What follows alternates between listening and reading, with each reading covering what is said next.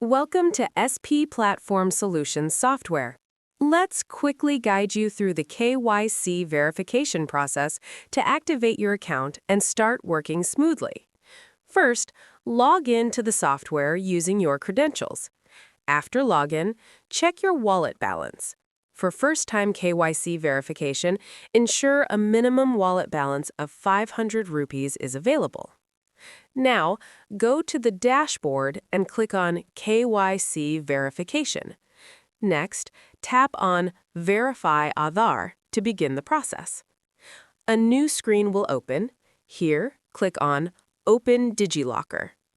Enter your Aadhaar number, then verify using the OTP sent to your Aadhaar registered mobile number. Carefully enter the OTP and submit.